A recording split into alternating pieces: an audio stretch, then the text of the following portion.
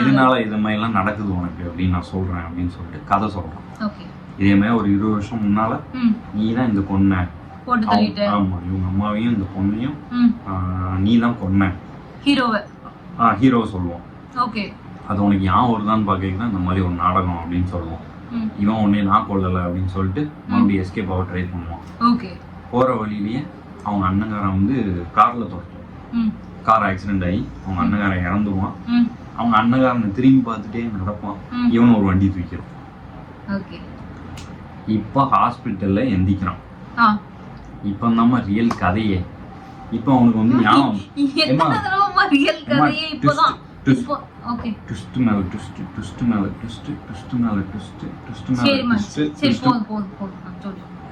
இப்ப என்ன ஆகுது, ஹாஸ்டல்ல எந்திக்கிறான்.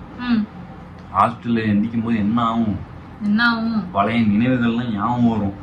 இப்பதான் அவருக்கு அந்த பழசு என்ன நடந்துச்சு. 40 வயசு இல்லாம சின்ன வயசுல கொன்னாமலாமா, அது எப்படி கொன்னா அப்படின்னு சொல்லி ஞாபகம் வந்துட்டு மரண நிலையில் இருக்கும் போது எல்லாம் ஞாபகம் வரும். அதுமே அவனுக்கு வந்துட்டு சரியா வந்தோடனே அவனே யோசிச்சு பார்க்கான் எதுக்கு அவ கொன்னோம் அப்படின்னு சொல்லிட்டு. இவனுக்குன்னு ஒரு அழகான குடும்பம் இருக்குமா, 20 வயசுல, இவன் 20 வயசுல. ஓகேவா, இதே மாதிரி அண்ணன் இவன் அப்பா அம்மான்னு சொல்லிட்டு கார்ல போயிட்டு இருப்பாங்க, நல்லா ஜாலியா போயிட்டு இருப்பாங்க. ஒரு கார் ஆக்சிடென்ட், அம்மாவும் அப்பாவும் இறந்துருவாங்க. அண்ணங்காரனை வந்து ஹாஸ்பிட்டல்ல சேர்த்திருப்பாங்க. ஓகேவா, கால்ல அடிபட்டு நோண்டிட்டு இருப்பான். ரியலான அண்ணன் மாதிரியே அவன் நடிச்சிட்டு இருந்திருப்பான். ஓகேவா, அதை அப்படியே ரீக்ரியேட் பண்ணிருப்பாங்க. இப்ப என்ன ஆயிருக்கும்னா இவங்க அண்ணனை ஹாஸ்பிட்டல் சேர்த்திருப்பாங்க. அதுக்கு இவனுக்கு காசு தேவைப்படும். ஒவ்வொரு இடத்துலயே வேலை கேட்பான், எங்கேயுமே வேலை தர மாட்டானுங்க. அழுதுட்டே ரூம்ல உட்கார்ந்துருப்பான்.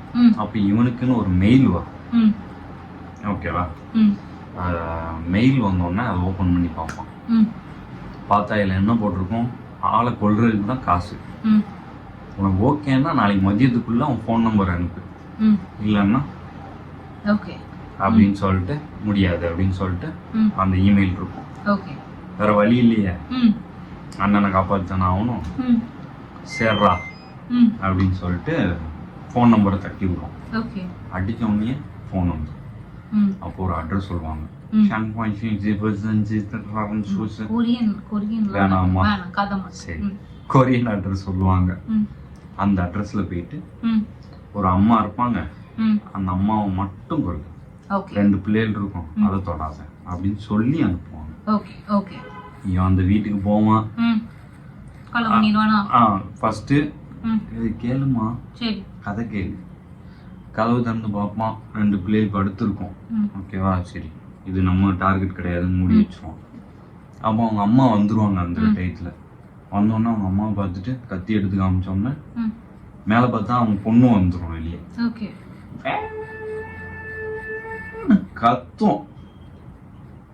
கத்துனோன்னா இவனுக்கு என்ன செய்யானே ஓடாது. ரைட்டா, அம்மா கதை கொலை சீனு சிரிச்சுட்டு இருக்க. என்னன்னா மேல ஓடும் அது. சரி ரைட்ரா, இது கத்துனா வேலைக்கு ஆகாது அப்படின்னு சொல்லிட்டு கத்தாதான் நான் இப்ப கிளம்பிடுவேன் அப்படின்னு சொல்லுவான். அது கத்திட்டே இருக்குமா, கதை திறக்கும்போது எதர்ச்சியா குத்திடும். எதர்ச்சியா அப்படி லேசா ஒரு இது செத்து போயிடும். அவங்க அம்மா வந்து பின்னாலேயே பாக்குமா, அவங்க அம்மா பயத்துல கத்தும், மறுபடியும் அதை வேணும்னே குத்திடுவான். ஓகேவா, அப்போ ஒரு அந்த சின்ன பையன் இருக்கான்ல, அவன் வருவான். வந்தோடனே எங்க அப்பா அம்மாவும் அக்காவும் எங்கன்னு சொல்லி கேட்பான். அப்ப இவன் சொல்லிடுவான், 1ல இருந்து 100 வாட்டி என்ன, 10 வாட்டி நான் உங்க அம்மாவையும் அக்காவையும் கூட்டு வரேன் அப்படின்னு சொல்லுவான். சரி அங்கிள்னு சொல்லிட்டு போவான். இவன் உடனே அப்படி வெளியே போயிடுவான். உடனே என்னாவும் அந்த சின்ன பையன் இருக்கான்ல, அப்போ 100 வரைக்கும் எண்ணிடுவான் 10 வாட்டி. அப்போ அவங்க அப்பாட்ட கால் பண்ணுவான். அப்பா அந்த மாதிரி அம்மாவும் அக்காவும் செத்து கிடக்குறாங்க, ஒருத்தன் வந்து கொண்டுட்டு போயிட்டான் அப்படின்னு சொல்லுவான். அவங்க அப்பா வந்து திரும்பி பார்ப்பாரு, வந்துருவான். இவன் நிற்பான். ஆமா, யாரு கொலை சொல்லியிருப்பான்னா அந்த அம்மாவோட ஹஸ்பண்டே கொலை சொல்லியிருப்பாரு. Okay okay. அந்த ஹஸ்பண்ட், அந்த அம்மா, அந்த குட்டி பையன், இந்த பொண்ணு, எதுக்கு இவங்க 4 பேர் ஃபேமிலி. Okay okay. ஏன் கொள்ள சொல்லியிருப்பாங்கன்னா அந்த அம்மா மேல இன்சூரன்ஸ் இருக்கும். நீ ஏதாவது இன்சூரன்ஸ் போட்டிருக்கியா? இன்சூரன்ஸ் ஏதாவது இருக்கா? எனக்கு இன்சூரன்ஸ் எல்லாம் ஒண்ணும். இன்சூரன்ஸ் போட்டிருந்தேன்னா சொல்லு. இல்ல இல்ல இல்லம்மா. No no lucky. சரி, நான் போடலான்னு இருக்கேன் உங்க பேர்ல ஒரு இன்சூரன்ஸ். இன்சூரன்ஸ் போட்டிருப்பாங்க. அதனால என்னன்னா அவன் வந்து ஹாஸ்பிட்டல் நடத்துவான். இவங்க அண்ணனை டேக் கேர் பண்ணிக்கிறது இவன் தான். ஓகே. ஓகேவா? அப்ப சொல்லுவான், இந்த மாதிரி உன் அண்ணனையும் காப்பாற்ற மாட்டேன், ஒருத்தனையும் காப்பாற்ற மாட்டேன், காசும் தர மாட்டேன், ஏன்னா பொண்ணை கொண்டுட்டாங்களா, நீயும் செத்து போடா அப்படின்னு சொல்லிட்டு கழுத்தை நெரிச்சு கொல்ல போவோம். மாடியில நிற்பானுங்க. ஆனா என்ன ஆகும்னா கால் தடி கீழே விழுந்துருவாப்புல. யாரு? டாக்டர். Okay okay. அதுக்கப்புறம் என்ன ஆகும், எனக்கு தெரிஞ்சு ஹீரோவுக்கு வந்து ஒரு சூப்பர் பவர் இருக்கு. அவனுக்கு யாரு நெருங்க வந்தாச்சு. இது எவ்வளவு சீரியஸான கதை போயிட்டு இருக்கு. அவன் செத்துருவான், இப்படியாம பேசுவான். சொல்லு அது இல்லன்னா மட்டும் கதை கிளின்னு இருக்கு. அப்புறம் என்னாவும் அவருக்கு மேல வந்து கீழே விழுந்து எதர்ச்சியா இறந்துருவாரு. வேணும்னு கிடையாது. அப்புறம் என்னாவும் இவனுக்கு என்ன செய்ய வழி இல்லையே, அவங்க அண்ணனும் பார்க்க ஆளு கிடையாது. அவரு இறக்குற மாதிரி காட்ட மாட்டான், அப்படியே முடிச்சிருவாங்க. இதெல்லாம் வந்து அவருக்கு ஹாஸ்பிட்டல்ல இருக்கும்போது ஞாபகத்துக்கு வந்துருச்சு. இறக்கும் தருவாயில் இறந்து தருவாயில். சரி, அந்த இடத்துல வந்து ஞாபகம் வந்துருச்சு.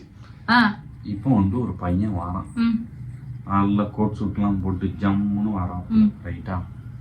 அவர் வந்து கேட்காரு, டேய் நான் தான் அந்த சின்ன பையன். ஓ, அந்த தம்பி.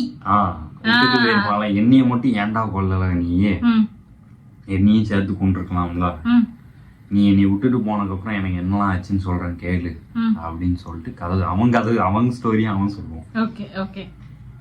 நீ எங்க அப்பாவும் செத்துட்டாரு, எங்க அம்மாவும் செத்துட்டு, என் அக்காவும் செத்துட்டு, நான் மட்டும் இருக்கேன் சின்ன பையன். வந்த இன்சூரன்ஸையும் என் சொந்தக்காரங்களாம் ஆட்டைய போட்டாங்க, நடுத்தர்ல நின்ன, இதுக்கு என்னையும் நீ சேர்த்து கொண்டிருக்கலாம், சந்தோஷமாவது இருந்திருப்பேன் அப்படின்னு சொல்லுவோம். அப்ப என்னாவும் சொல்லு, இது எங்க அப்பா தானே கொண்டு சொன்னாரு உன்னைய, ஏன்னா எங்க அம்மா சேர்த்து 10 நாள்லயே இன்சூரன்ஸ் வந்துச்சு, பெரிய அமௌண்ட், இதெல்லாம் எங்க அப்பா தானே சொன்னாரு அப்படின்னு சொல்லுவோம். ஹீரோ என்ன செய்வான், இல்ல நம்ம வந்து அவங்க அப்பாவை சொல்லி பேட் இம்ப்ரெஷன் ஆகக்கூடாதுன்னு சொல்லிட்டு, இல்ல நானா தான் கொன்னேன், நான் தனியா தான் கொன்னேன் அப்படின்னு சொல்லிட்டு அவன் சொல்லிடுவான். அப்போ வந்து அந்த பையன் சொல்லுவான், இதெல்லாம் நம்பருக்கு நான் யாருன்னு நினைச்சேன், எனக்கு எல்லாமே தெரியும், நீ ஒத்துக்கிறதுக்காக தான் இவ்வளவு நாடகமும் நடந்துச்சு. ஃப்ரம் தி பிகினிங்ல இருந்து இது இவ்வளவு தூரம் நடந்தது எல்லாமே. ஆமா. இந்த நாடகம்லாம் ஏன் நடக்குன்னா, ஏன் கோர்ட்டுக்கு போயிருக்கலாம், போலீஸ் ஸ்டேஷன் போயிருக்கலாமேன்னு கேட்கலாம். ஆனா நீ கேட்கல. இன்னொரு லாஜிக் क्वेश्चन எனக்கு இதை நான் சொல்லிடுறேன்.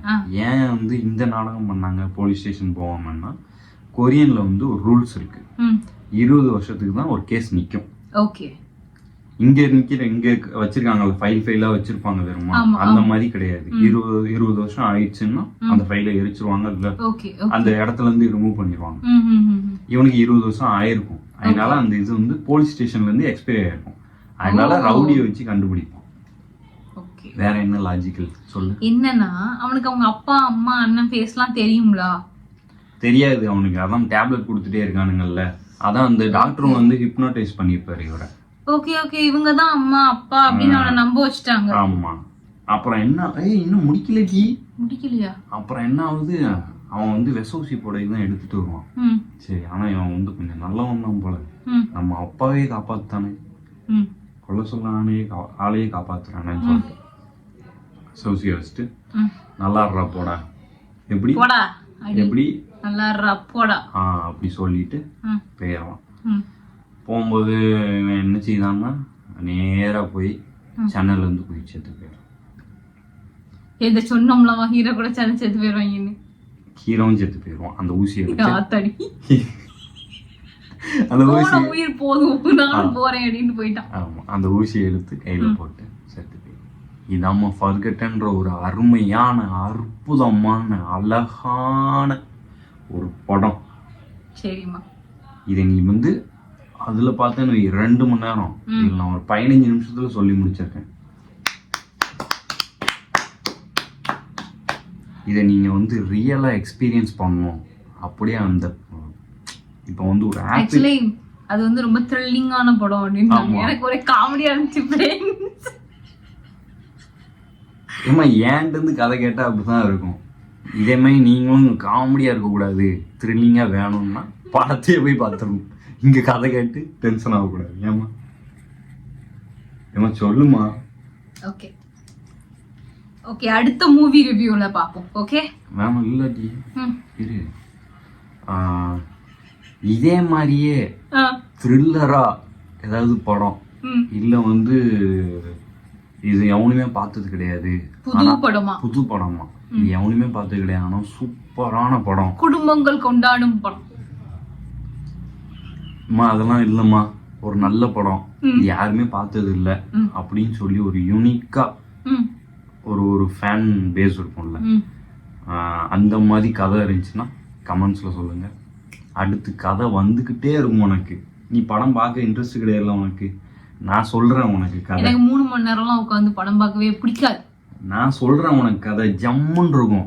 சரியா? வாரம் வாரம் வந்துடுறேன், இல்ல நாள் டெய்லி பேசிஸ்லயே வரேன். 3 நாள் ஒன்ஸ். ஓகே எப்படி 3 நாள் ஒன்ஸ்? Okay okay.